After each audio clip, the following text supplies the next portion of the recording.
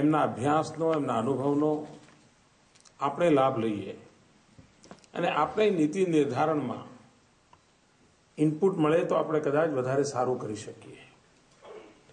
અને એની શરૂઆત આજે આપણે કરી રહ્યા છીએ ને એમાં આપણને આદરણીય શ્રી જગદીશ ભગવતીજીએ સમય આપ્યો. હું એમનો આભારી છું. ભગવતી પરિવાર એક પ્રકારે ગુજરાતની ગૌરવપૂર્ણ અમાનત છે. ઇન એ વે ભગવતી પરિવાર એટલે એક ઇન્ટેલેક્ચ્યુઅલ ઇન્સ્ટિટ્યૂટ છે. એમના પિતાજી સુપ્રીમમાં જજ, એમના ભાઈ સુપ્રીમમાં જજ રહ્યા. એનાથી વિશેષ એટલે આઝાદીના આંદોલનની અંદર આખું પરિવાર સામેલ હતું. પ્રત્યક્ષ ફિલ્ડમાં લડાઈ કરનારું પરિવાર હતું સ્વાતંત્ર્ય સેનાની તરીકે. અને જ્યાં દમન થતો હતો તેનું ભોગ પણ આ પરિવાર બન્યું હતું. એ પ્રકારનું આ પરિવારનું કોન્ટ્રીબ્યુશન રહ્યું છે. બહુ ઓછા કુટુંબો હશે કે એક કુટુંબમાં બે ભાઈને પદ્મ વિભૂષણ મળ્યા હોય. ભગવતી પરિવાર એવું છે. તો એક પ્રકારે આપણા માટે ગૌરવની વાત છે. એ જ રીતે પદ્માબેન પણ બહુ નામાંકિત અર્થશાસ્ત્રી છે. અમેરિકાના આ ક્ષેત્રની અંદર એમની આગવી પ્રતિષ્ઠા છે. તો એક એવું પરિવાર આપણને જેનાથી આજે આપણે શરૂઆત કરી રહ્યા છીએ. મારા માટે આનંદનો વિષય છે કે વિશ્વમાં જે લોકોના વિચારોનું, શબ્દનું ભજન છે એમના દ્વારા ગુજરાતનું મૂલ્યાંકન થાય અને એમાં જ્યારે ગુજરાતની તારીફ થાય તો આપણને પોરો પણ ચડે અને કામ કરવાનો ઉત્સાહ પણ વધે. તો એક પ્રકારે એમણે આપણને પ્રાયોરિટી સેક્ટર કેવા હોવા જોઈએ એના તરફ ધ્યાન દોર્યું. એની સાથે સાથે આપણા ઉત્સાહમાં પણ ઉમેરો કર્યો છે કે ભાઈ આપણે સાચી દિશામાં છીએ અને વધુ સારું કરી શકીએ એ સ્થિતિમાં છીએ. અને એ અર્થમાં આજનો આ સમારોહ આપણા માટે ખૂબ ઉપકારક થશે. એક વાત નિશ્ચિત છે કે ગુજરાતની જે વિકાસ યાત્રા છે એમાં હવે માત્ર ગુજરાતના વિકાસની નોંધ લેવાય છે એવું નહીં. ગુજરાતના વિકાસના મોડેલની ચર્ચા થાય છે અને એ હું માનું છું આપણું મોટું કોન્ટ્રીબ્યુશન છે. તમે એક સારા વેપારી હો, પહેલા કમાતા હોય એના કરતા વધારે કમાઓ તો તમે લાખો કરોડો વેપારીઓ પૈકીના એક છો. પણ તમે આઉટ ઓફ બોક્સ કંઈ વિચારીને કંઈક નવું કરો તો લોકોનું ધ્યાન જાય છે કે ભાઈ આને કેવી રીતે પુનરાવર્તન કરી શકાય, કેવી રીતે એનું કામનું ઊભું કરી શકાય.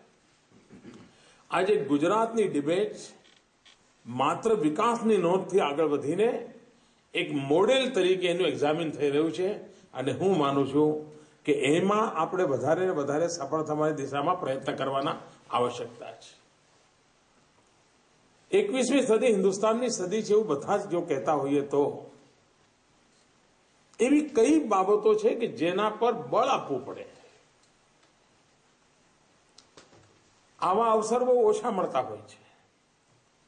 જ્યારે ઇન્ડસ્ટ્રીયલ રિવોલ્યુશન થયું ત્યારે દેશ ગુલામ હતો. એ મોકો આપણે ચૂકી ગયા. પણ હવે જે બદલાયો છે પરિવર્તન, અને એની અંદર બધા જ પોઝિટિવ પાસા આપણી પાસે છે. ટેલેન્ટ, જ્ઞાનના ક્ષેત્રે આપણી પાસે વિરાસત છે. આજની ટેકનોલોજીમાં આઈટી, એમાં આપણું પ્રભુત્વ છે, આપણું નેતૃત્વ છે. યુથ પાવર, દુનિયાનો સૌથી યુવાન દેશ છે. આ પોઝિટિવ સ્ટ્રેન્થ જે છે એના આધારે હવે આપણો નકશો બનાવવો પડે.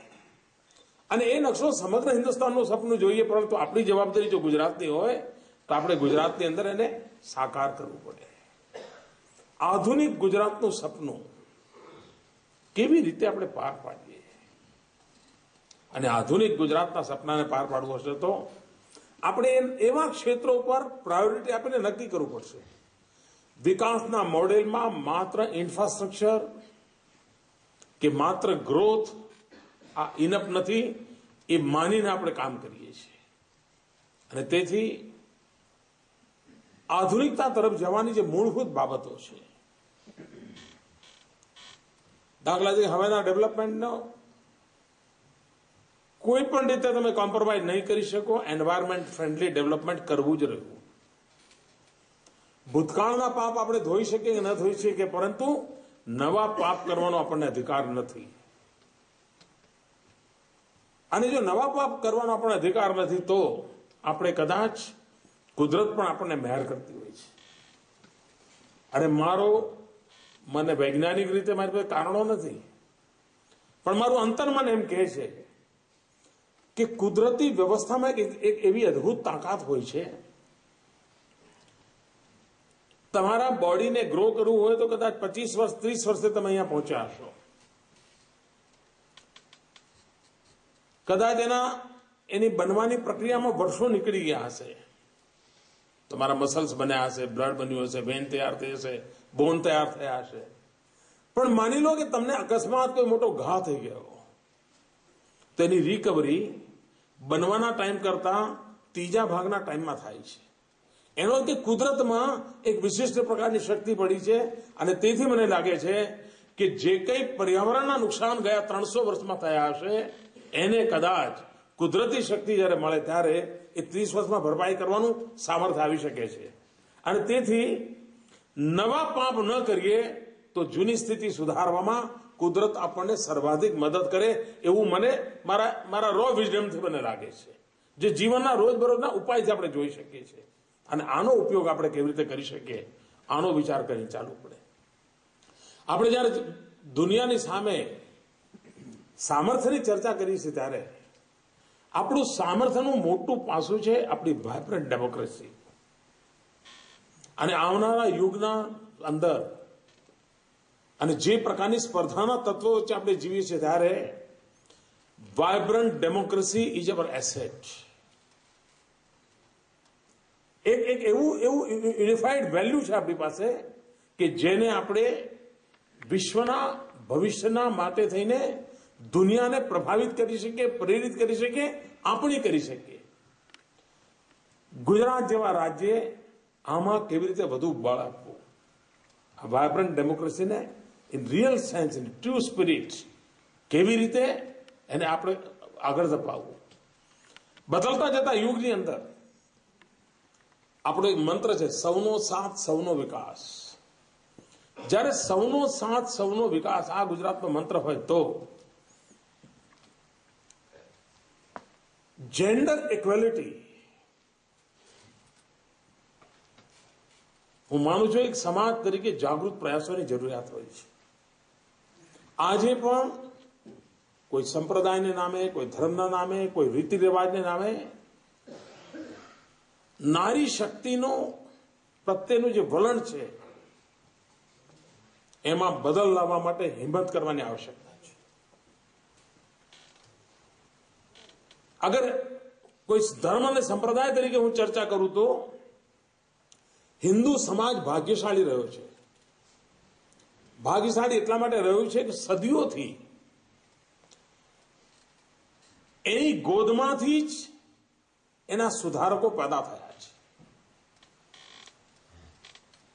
વિધવા અને સતી પ્રથાની જે દુર્દશા હતી તો એ જ સમાજમાંથી રાજા રામમોહન રાય પેદા થાય અને સમાજની સામે આક્રમણ કરે અને પરિસ્થિતિ સુધારવા માટે કહે.